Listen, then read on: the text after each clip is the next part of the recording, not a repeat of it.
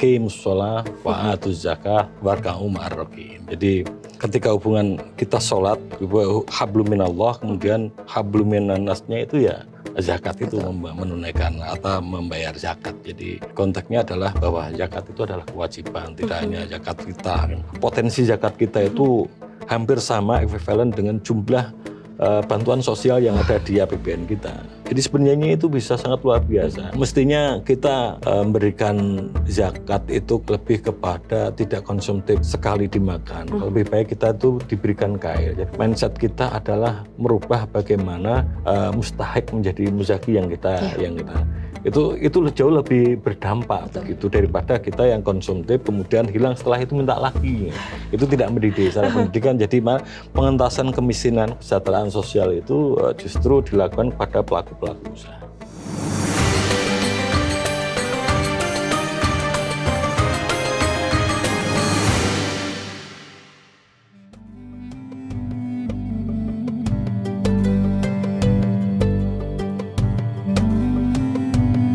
Halo Sobat Expos Indonesia, kembali berjumpa bersama saya Senja Kurnia, masih dalam podcast bersama dengan Kementerian Agama Provinsi Jawa Tengah. Masih di bulan Ramadan, kita akan bahas tema-tema yang tentunya menarik dan juga penting untuk Sobat Expos simak. Hari ini kita akan ngomongin seputar zakat ya, peran zakat dalam mewujudkan kesejahteraan sosial di Jawa Tengah. Nah di bulan Ramadan seperti ini tentunya kita umat muslim sudah mempersiapkan zakat fitrah. Nah, padahal nih zakat ini tidak hanya zakat fitrah saja Sobat Expos, dan apakah juga Sobat Expos sudah mengetahui seberapa dalamnya begitu, dimulai dari bagaimana hak-haknya, kemudian juga seperti apa untuk distribusinya. Kita akan bahas lengkap pada kali ini bersama dengan narasumber ada Bapak Haji Imam Bukhari SAGMSI selaku Kabid Penerangan Agama Islam dan Pemberdayaan Zakat dan Wakaf dari Kemenak Jateng. Assalamualaikum Pak Imam. Waalaikumsalam warahmatullahi wabarakatuh. Sehat ya Bapak ya? Alhamdulillah sehat. Kita ketemu lagi Pak, masih dalam suasana ibadah Ramadan seperti apa Pak? Apakah mulai agak-agak ngantuk ketika di kantor Pak? Ya Alhamdulillah masih sehat-sehat. Sehat dan semangat tentunya semangat, ya sambil ya. puasa Ramadan di kali ini ya. Baik, ini ngomongin seputar zakat nih Pak. Ini karena kan dalam hal ini Kemenak juga tentunya punya peran dalam bagaimana pengelolaan, kemudian juga pengawasan, potensi zakat sendiri nih Pak. Nih kalau kita ngomongin skala Jawa Tengah itu seperti apa sih Pak Imam? Ya, terima kasih. Jadi sahabat Expos, zakat itu adalah salah satu kewajiban bagi umat Islam. Jadi yang selama ini memang konotasi kewajiban itu zakat fitrah, sehingga mumpung ini di bulan Ramadan, dan ini biasanya zakat itu adalah peak seasonnya di bulan Ramadan, karena hitung-hitungan nisab dan haulnya itu biasanya Ramadan dikeluarkan seperti itu. Jadi memang sesuai perintah Allah bahwa Aqimus sholah wa atuz zakah warka'u ma'ar raki'in. Jadi ketika hubungan kita sholat, hablum minallah, kemudian hablum minannasnya itu ya zakat itu menunaikan atau membayar zakat. Jadi konteksnya adalah bahwa zakat itu adalah kewajiban, tidak hanya zakat fitrah. Jadi memang ada di kalangan masyarakat kita, para kaum muslimin biasanya yang di zakat itu biasanya ya mereka tidak memperhitungkan hartanya yang sudah sesuai nisab atau haulnya, tapi justru berinfak dulu tanpa melakukan perhitungan terhadap zakatnya. Jadi itu yang perlu dipahami bersama gitu. Baik, nah ini kalau di Kemenak Jateng sendiri seperti apa nih Pak nih yang mulai dilakukan, karena mulai sibuk sepertinya ya, jelas ya di bulan Ramadan seperti ini, seperti apa? Jadi Kementerian Agama ini, para sahabat Expos, punya fungsi pembinaan dan pengawasan terhadap zakat ya, terhadap lembaga-lembaga pengelola zakat LPS kita, terutama pada Basnas dan lembaga amil zakat ya. Dan jumlahnya di Jawa Tengah ini cukup banyak. Ada Basnas itu ada Basnas provinsi, ada Basnas di kabupaten kota, ada 35, kemudian juga lembaga amil zakat itu sekitar 21 kalau nggak salah. Kemudian ada lembaga Lasnas ya. Jadi lembaga amil zakat nasional yang punya perwakilan Jawa Tengah itu kurang lebih ada 14 lembaga. Jadi itu cukup besar. Memang potensi zakat di Jawa Tengah, terutama di tingkat nasional, karena zakat kalau ditunaikan dengan benar, insya Allah Republik ini akan sejahtera, terutama umat Islam ya. Karena apa? Jumlah kalau kita potensi zakat di Indonesia itu cukup besar hitung-hitungannya, ada sekitar 380 triliun. Atau kemudian potensi wakaf kita juga cukup besar, ada sekitar ratusan triliun juga kalau itu tercatat dan dilaporkan dengan secara legal, begitu artinya secara benar sesuai dengan undang-undang yang ada.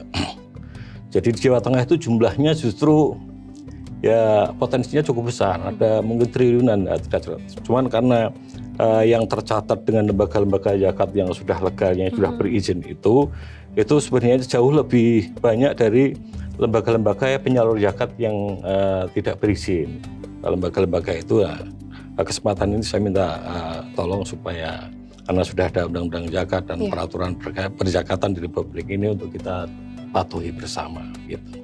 Baik, nah ini ya ngobrolin seputar zakat, jadi bukan hanya sekedar menunaikan ibadah kewajiban atau mungkin kalau zakat fitrah di bulan Ramadan seperti ini Sobat Expo, tetapi juga bagaimana kita juga membantu sama-sama sesama masyarakat yang lain, sama umat muslim yang lain untuk mengatasi kemiskinan juga nih Pak ya. Seperti apa kalau di Jawa Tengah sendiri Bapak?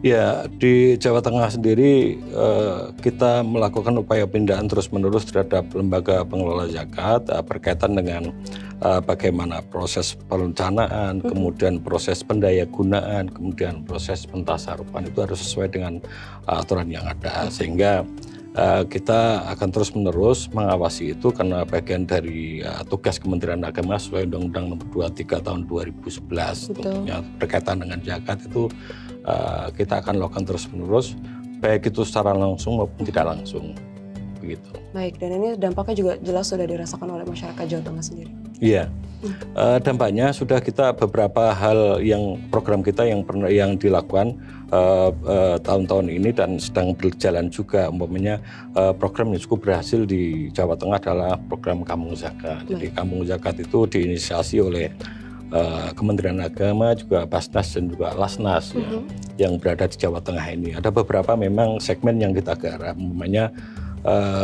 kampung zakat yang dibiayai atau disubsidi lewat DIPA, yaitu Kementerian Agama. Kemudian juga berkolaborasi dengan Basnas dan Las. Ada memang yang kedua adalah kampung zakat yang dikolaborasi oleh Basnas dan Las, Basnas dan juga pemerintah daerah, itu juga dilakukan. Ada yang ketiga adalah kampung zakat yang diinisiasi secara mandiri. Jadi lembaga-lembaga itu berkumpul, stakeholder itu berkumpul untuk mendirikan kampung zakat. Dan itu bagian dari upaya kita terus menerus. Kemudian ada beberapa kegiatan yang sifatnya pemberdayaan ekonomi umat. Jadi kita lakukan juga di Jawa Tengah itu ada sekitar 29 titik di kantor urusan agama, pemberdayaan ekonomi umat itu sedang berjalan dan itu kita verifikasi dan tentunya berhasil juga ketika bagaimana upaya Kementerian Agama supaya dengan Basnas dan Las-Las itu dengan program yang berkolaborasi dengan Kementerian Agama supaya mustahik itu menjadi muzaki, jadi berubah orang yang menerima manfaat menjadi orang yang memberi manfaat, memberikan zakatnya. Jadi perubahan itu tentunya akan kita lakukan ketika program pemberdayaan ekonomi umat dilakukan. Yang tadinya pelaku usaha kecil itu yang tadinya diberi, kemudian mereka akan menjadi muzaki. Jadi hasil usahanya itu nanti diberikan kepada lingkungannya. Gitu. Pada lingkungannya, baik.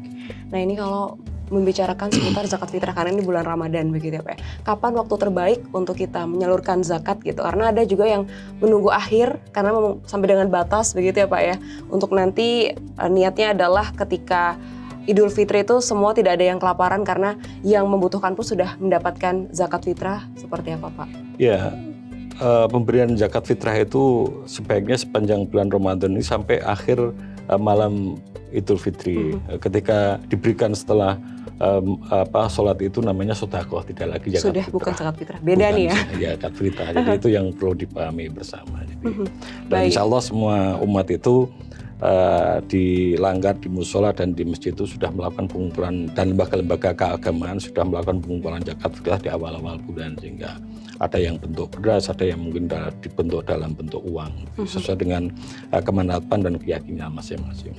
Baik, ini bisa dalam bentuk beras ataupun uang yang nanti juga akan diberikan beras, dan nilainya nih sebaiknya seperti apa nih Pak? Berasnya sebanding ya dengan beras yang ada di daerah tersebut. Yang kita makan, yang juga kita berikan untuk zakat begitu. Baik, nah ini kalau ngomongin seputar zakat, tidak hanya zakat fitrah ya Pak. Di luar dari bulan Ramadan tentunya umat muslim nih bisa berzakat dengan banyak jenis, dan ini juga dalam konteks mensucikan harta begitu. Mungkin bisa cerita dulu ke Sobat Expos nih Pak, nih zakat-zakat yang bisa kita bayarkan gitu di luar zakat fitrah Pak. Ya, di zakat itu seluruh pendapatan kita, umpamanya kalau gaji kita, kemudian mungkin berniaga atau perkebunan ya, atau pertentangan dan sebagainya, mungkin harta kita yang dalam bentuk barang berharga seperti emas yang sesuai dengan nisab dan haulnya sudah mencukupi, harus kita keluarkan zakatnya 2,5%. Begitu. Oke, itu ada di zakat mal atau zakat mal. Zakat mal. Baik, jadi mungkin yang baru tahu sekarang gitu, selain zakat fitrah ya, ada zakat mal juga Sobat Expos yang nanti bisa kapan saja ya Pak ya, tidak hanya di bulan Ramadan begitu. Iya, tapi biasanya di akhir tahun perhitungannya itu, dan biasanya menggunakan di peak season-nya di bulan Ramadan seperti ini. Biasanya dikeluarkan. Mumpung ini lagi Ramadan, jadi suci-suci harta juga gitu ya. Baik, nah ini kita kembali lagi ke peran zakat dalam mengatasi kemiskinan begitu Pak, yang mungkin tadi disampaikan juga, ini jadi hal yang menarik Sobat Expos ya. Ketika memang semua sudah sadar, ketika kita memang wajib membayarkan zakat dan akhirnya tersalurkan dengan baik, insya Allah tidak ada lagi orang-orang yang kesulitan begitu. Dan kalau sekarang ini tingkat kesadaran masyarakat di Jawa Tengah dalam membayar zakat seperti apa sih Pak Imam? Kita selalu terus-menerus melakukan literasi zakat kepada masyarakat supaya kesadaran itu bisa terbentuk, sehingga benar-benar kewajiban itu ditunaikan oleh para kaum muslimin kita yang aghnia, yang mampu tentunya.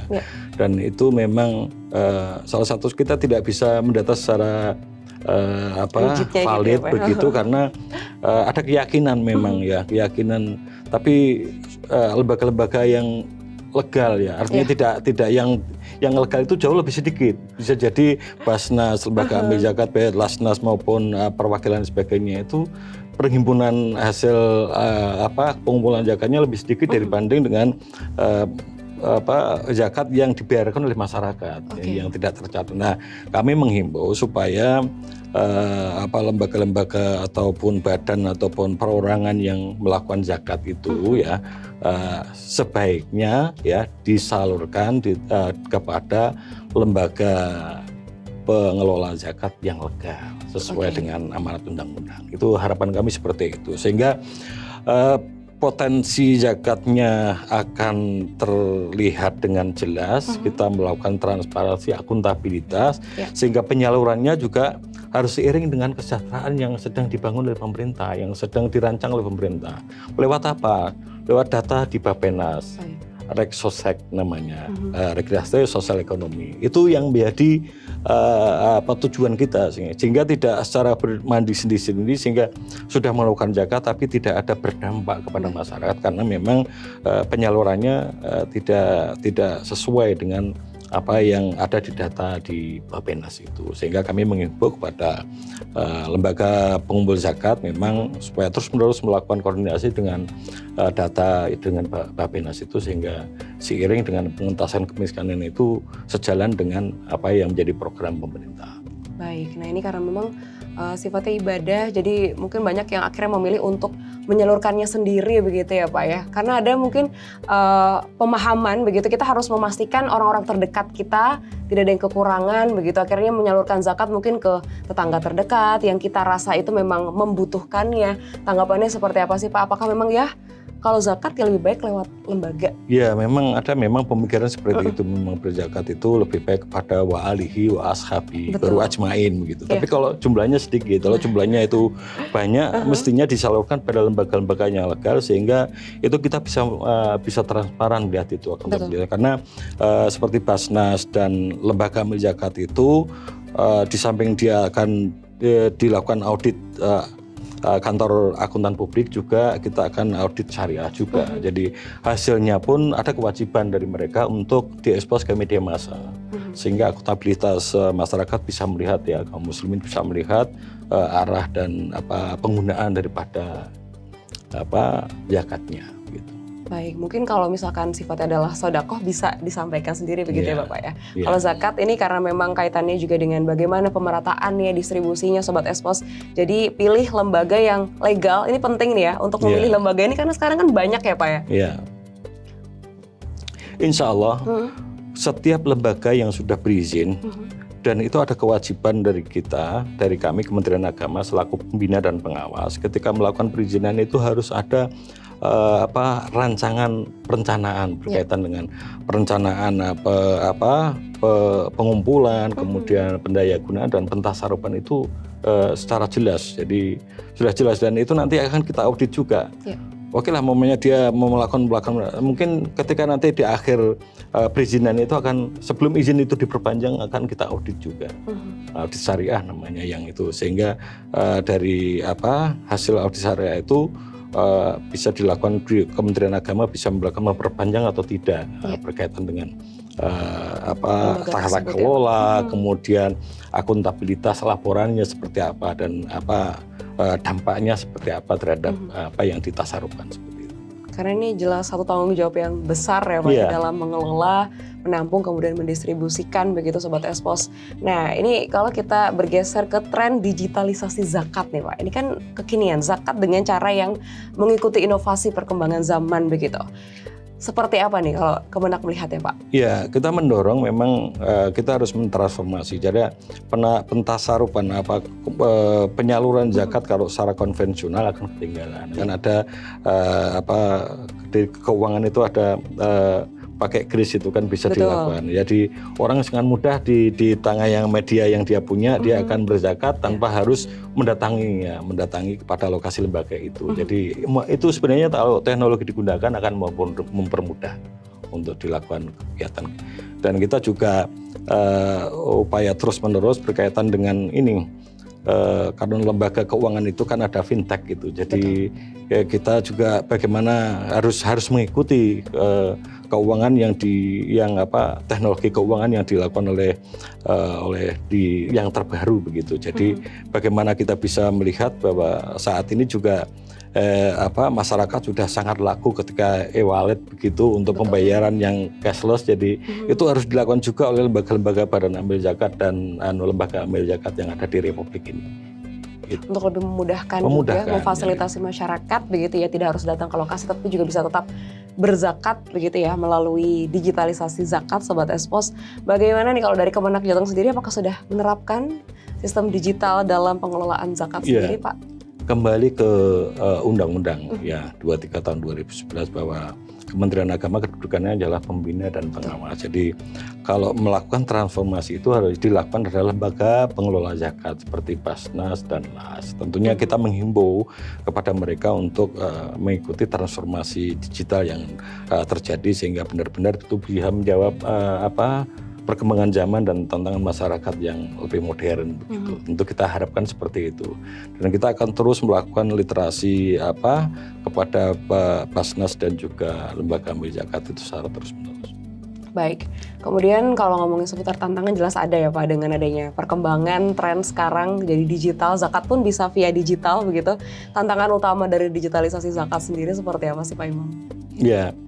Tantangannya itu ya memang kita harus menyediakan infrastruktur secara kelembagaan, begitu juga perubahan tata kelola, kemudian bagaimana kita menyiapkan para amil kita investasi SDM yang digital skill begitu sehingga bisa mengikuti perkembangan dan itu memang harus dilakukan dan kita terus menerus melakukan itu. Umpamanya bagaimana kita meningkatkan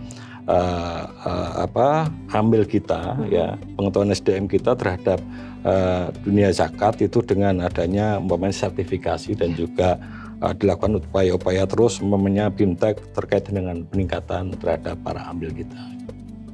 Baik, kemudian ini tantangan berikutnya adalah seputar transparansi. Sekarang kan semua sudah transparan, bisa diakses juga oleh masyarakat begitu, ataupun yang memberikan zakat untuk mengetahui kira-kira zakat yang disalurkan ini nih sampai di mana begitu. Kemana memastikan dana zakat tersalurkan dengan tepat seperti apa Bapak? Iya, kita ada fungsi pengawasan. Jadi Kementerian Agama ada fungsi pengawasan. Pengawasan itu dari saya bilang ada yang langsung, ada yang tidak langsung. Pengawasan yang langsung tentu kita melakukan upaya pendampingan, kita melakukan monitoring, kita melakukan upaya-upaya untuk bagaimana tata kelola bagi lembaga amil zakat itu, lembaga pengelola zakat itu menjadi baik dan sebagainya. Kemudian juga supaya kita fungsi pembinaan juga kita lakukan. Bagaimana supaya Basnas setelah itu baik, itu kita menerbitkan buku-buku tentang pengelolaan zakat yang terbaru yang sesuai perkembangan zaman itu dilakukan oleh Kementerian Agama. Itu seperti itu. Baik, jadi ini memang ada fungsi pengawasan di sana yang kemudian juga sampai sekarang. Dan perlu dicatat bahwa ada kewajiban lembaga pengelola zakat itu melaporkan secara dipublish di media massa sehingga masyarakat bisa melihat berkaitan dengan laporan keuangannya itu. Jadi ini bagian dari upaya akuntabilitas dan transparansi daripada lembaga pengelola zakat. Baik, karena ini memang tadi kalau kita kembali lagi tanggung jawabnya besar, bagaimana mengelola zakat dari masyarakat tadi. Kalau untuk langkah-langkah meningkatkan kepercayaan nih dari masyarakat ataupun juga pemberi zakat kepada lembaga-lembaga seperti apa Pak? Ya, kita akan terus-menerus melakukan literasi kepada masyarakat upaya untuk kesadaran berzakat ya. Itu berzakat kepada lembaga yang legal sehingga masyarakat bisa trust karena ada memang kita itu harus aman, secara syar'i juga aman, secara regulasi juga aman, harus kita lakukan dan kita yakinkan kepada. Maka lembaga-lembaga itu kan secara terus-menerus kita bina, kita awasi, ya. Kita audit juga dan juga ada kewajiban audit kepada akuntan publik juga mereka lakukan sebagai bagian dari akuntabilitas supaya fair begitu. Betul. Jadi ada memang pengawas internal juga dilakukan juga.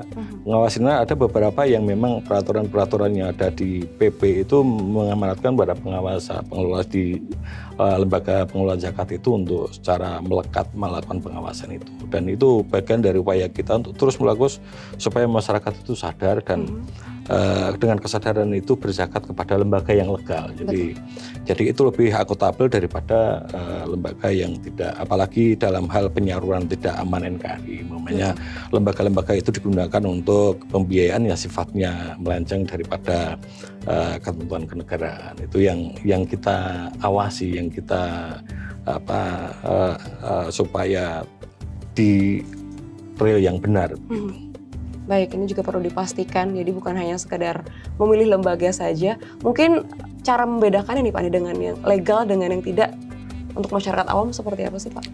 Ya kalau legal itu kan ada paling tidak papanisasi di kan ada izin operasionalnya. Jadi bagi muzaki yang cerdas itu kan menempatkan menaruh menyalurkan itu kan harus dilihat juga lembaganya. Mungkin orang-orangnya dari profil SDM-nya juga bisa dilihat secara tata kelola manajemen seperti apa. Dan itu kan sudah ada dampaknya dan mungkin di sekitar itu kan bisa dilihat begitu pengelolaannya seperti apa. Dan para muzaki yang besar itu bisa juga untuk memberikan masukan kepada lembaga pengelola zakat tentunya. Oke, jadi mudah untuk diketahui seperti apa mana lembaga-lembaga yang legal. Tetapi kalau temuan dari Kemenak Jateng sendiri, apakah kemudian masih ada begitu Pak yang ilegal dalam hal ini jadi perlu diwaspadai oleh masyarakat? Ya ada, sementara ini. Tetap ada ya Pak? Ada lembaga-lembaga yang dicurigai melakukan pengumpulan yang dia tidak berizin dan disinyalir karena juga kita punya namanya OJK, Otoritas Jasa Keuangan. Jadi pemerintah itu kemudian transaksi keuangan itu kan publik kan juga dilakukan ya, dilihat oleh jadi lembaga-lembaga yang ilegal, yang kebetulan ilegal itu melakukan kegiatan-kegiatan yang ilegal juga tentunya, yang mengarah kepada destruktif terhadap negara begitu. Dan patut dicurigai itu, maka kita lakukan upaya untuk persuasif untuk melakukan pembinaan. Oke, nah ini perlu satu skill gitu ya Sobat Expose. Jadi jangan asal memilih lembaga. Kalau tadi kayak mempercayakan kepada lembaga tapi juga lembaga yang legal begitu ya. Kalau ke bahasanya jelas ya Pak. Jadi yang pasti-pasti aja Sobat Expose. Baik, nah ini kalau kita kembali ke kesadaran masyarakat dalam berzakat nih ya Pak ya. Kemarin tuh sempat ada, sebenarnya bukan pada bahasa obrolan singkat lah di media sosial begitu, narasi seputar gimana kalau kita nih punya utang. yang didahulukan bayar utangnya dulu atau bayar zakatnya dulu? Mungkin Pak Imam nih bisa sampaikan di Sobat Expos. Harus kewajiban utangnya dulu, kemudian kewajiban utangnya dulu baru dihitung apakah hartanya itu sesuai dengan nisab dan haulnya, baru kita lakukan pembayaran. Jadi utangnya dulu yang harus dilunasi. Nah tuh, ayo ingat-ingat pay letternya sampai mana Sobat Expos ya. Ini jadi satu hal yang perlu digarisbawahi juga, karena kadang masyarakat kita di era sekarang ini kan berhutang itu bukan hanya seputar butuh gitu ya Pak ya. Ada juga yang mungkin konteksnya adalah lifestyle begitu yang akhirnya jadi penghalang untuk bisa zakat gitu ya Pak. Ada imbauan nggak nih Pak nih untuk Sobat Expos? Ya kalau hutangnya itu dalam tanda kutip artinya untuk investasi, kemudian harta yang kita miliki sepenuhnya dalam 1 tahun namanya haul itu kan harus dikeluarkan zakatnya. Jadi tidak serta-merta orang yang berhutang itu kita lihat kalau dia punya pabrik dan sebagainya, hutang itu menjadi sudah menjadi hal yang, tapi kekayaan pribadi dengan kekayaan perusahaan kan dibedakan gitu. Jadi, kekayaan pribadi ini yang harus dihitung nisab dan haulnya. Karena ini adalah jadi satu hal yang berbeda kalau ngomongin seputar hutang untuk investasi atau modal begitu dalam usaha begitu ya Pak ya. Baik, kemudian kalau kita membicarakan seputar bagaimana kemandirian ekonomi umat nih Pak dari zakat sendiri, program-program zakat produktif yang sudah dilakukan Kemenak Jateng dan memberikan dampak nih apa saja nih Pak? Ya, program tadi yang sudah disebutkan bahwa ada kampung zakat dan juga ada KUA pemberdayaan ekonomi umat. Sudah bagus sekali itu karena itu sangat berdampak bagi usaha kecil ya. Usaha kecil yang ada di lingkungan KUA itu ada 10 orang yang kita lakukan supaya sampling, dan itu kita rubah targetnya adalah supaya dia bisa hidup, kemudian dia yang tadi menerima manfaat ya mustahik menjadi muzaki gitu. Baik, kemudian yang sekiranya sampai sekarang masih berjalan, kemudian terus-menerus dilakukan nih dalam hal membangun kemandirian ekonomi umat seperti apa Pak? Iya, itu salah satu ya, salah satu. Kemudian juga ada beberapa program umpamanya di masing-masing lembaga amil zakat kan sudah punya program sendiri-sendiri. Jadi las-las itu bergerak secara masif di lingkungannya masing-masing, melakukan sesuai dengan perencanaan mereka. Jadi pengentasan kemiskinan dan juga melakukan perubahan dari mustahik menjadi muzaki itu juga secara terus-menerus. Jadi tapi ada memang kegiatan-kegiatan yang sifatnya pentasarupan itu untuk umpamanya pendidikan, umpamanya beasiswa pendidikan, kemudian kepada pertanian, kepada peternakan, kepada sumur bor yang untuk melalui pertanian itu dilakukan oleh lembaga amil zakat itu. Dan juga las-las dan basnas ini juga bergerak ketika ada bencana alam. Kita ada tanggap bencana juga dilakukan seperti itu. Jadi mereka secara masif para bersama-sama bergerak bersama-sama untuk mengatasi itu. Itu dari umat untuk umat begitu ya Pak. Bagaimana sesuai dengan kebutuhannya begitu, termasuk juga dalam hal membantu UMKM nih Pak dan juga usaha mikro seperti apa Pak? Iya. Kita lakukannya sesuai dengan KUA pemberdayaan ekonomi umat itu memang kita melihat segmennya memang masih kecil yang dilakukan oleh kerjasama antara Kemenak dan Basnas serta lembaga Lasnas ya. Itu masih kecil, ada sekitar 290 orang ya yang di 29 titik itu. Jadi tapi ada juga yang dilakukan oleh lembaga amilnya di level kabupaten ya, yang mereka juga melakukan, ada yang umpamanya usaha kecil yang umpamanya pakai dorongan, pakai sepeda motor, gerobak itu juga dilakukan, sehingga itu mereka ada binaan-binaan kepada pelaku ekonomi usaha kecil di lingkungannya masing-masing. Baik. Itu biasanya untuk pendataannya sendiri seperti apa sih Pak? Mungkin ada Sobat Expos yang sekarang membutuhkan, kemudian cara untuk mendapatkannya seperti apa? Ya, ada beberapa memang kriteria di Basnas dan di lembaga amil zakat itu membuka program itu. Mungkin bisa mendaftar ya, mendaftar kepada yang pengen usaha, berkembang gitu.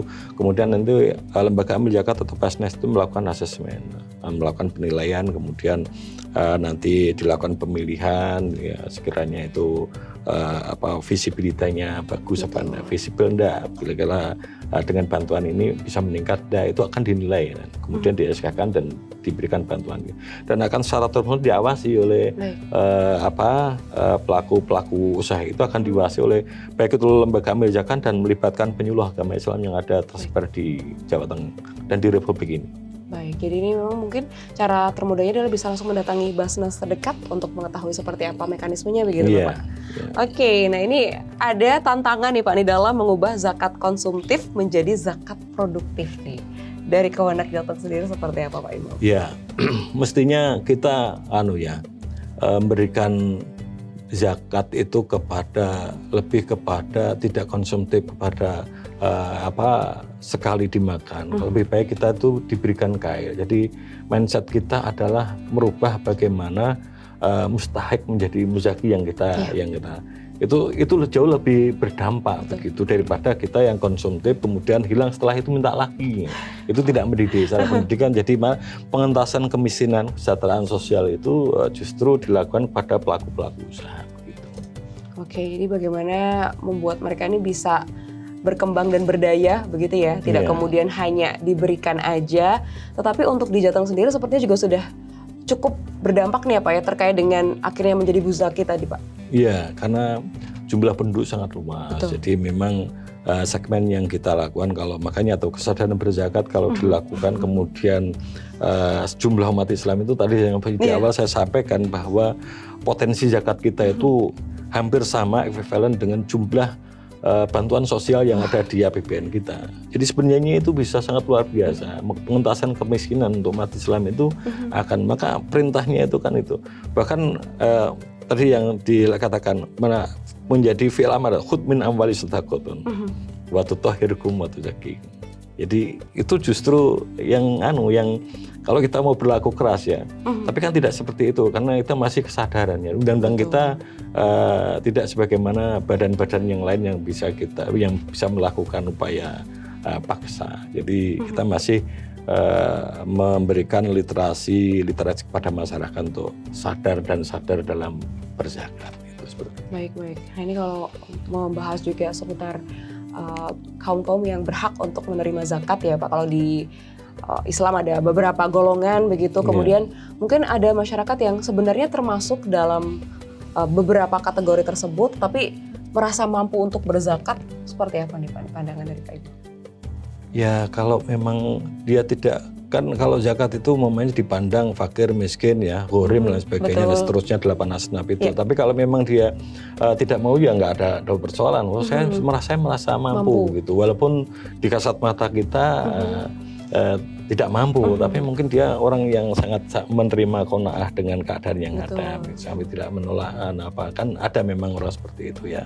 Tidak ya, karena itu tidak wajib ya, tidak wajib bagi kita untuk disalurkan. Yang lain kan lebih banyak gitu. Baik, jadi it's okay, nggak apa-apa ya Pak ketika memang merasa mampu, apalagi ini konteksnya adalah dalam hal beribadah begitu, yang tahu ada ganjarannya begitu, Sobat Espos ya. Baik, wah seru banget Pak ngomongin seputar zakat. Semoga Sobat Espos juga mendapatkan insight. Kita akan ke Pak Imam nih, harapan Kemenak terhadap kesadaran masyarakat membayar zakat secara sadar penuh nih Pak, silakan disampaikan. Ya, terima kasih. Jadi sahabat Espos dan para kaum muslimin, tunaikan zakat itu adalah kewajiban, bagian dari kewajiban, dan upaya dengan korelasi dengan kesejahteraan sosial dan kemiskinan yang ada di Republik ini sangat mengharapkan pembayaran zakat dari Bapak Ibu semua bagi agnia yang mampu tentunya, karena itu bagian dari program pemerintah dalam pengentasan kemiskinan, dan itu harapan kami dan kesadaran mengeluarkan zakat. Dan kami menghimbau juga kepada para muzaki untuk melakukan zakat kepada lembaga-lembaga pengumpul zakat yang berizin, yang legal, yang sesuai dengan ketentuan hukum, sehingga benar-benar mereka secara syariah juga aman, secara regulasi juga aman, dan pentasaran dan lain pelaporan tata kelolanya akan selalu kita awasi, selalu kita audit, baik itu akuntan publik yang kantor akuntan publik maupun audit syariah yang dilakukan oleh Kementerian Agama, sehingga benar-benar apa yang menjadi tujuan kita bersama itu akan tercapai. Jangan lupa berzakat, Sobat Espos ya. Terima kasih banyak Pak Imam atas obrolan dagingnya kali ini. Semoga ibadah puasanya lancar Bapak. Amin. Baik, Sobat Espos, itu tadi obrolan seru dalam podcast bersama dengan Kementerian Agama Provinsi Jawa Tengah. Kita lanjutkan dengan tema-tema menarik lainnya.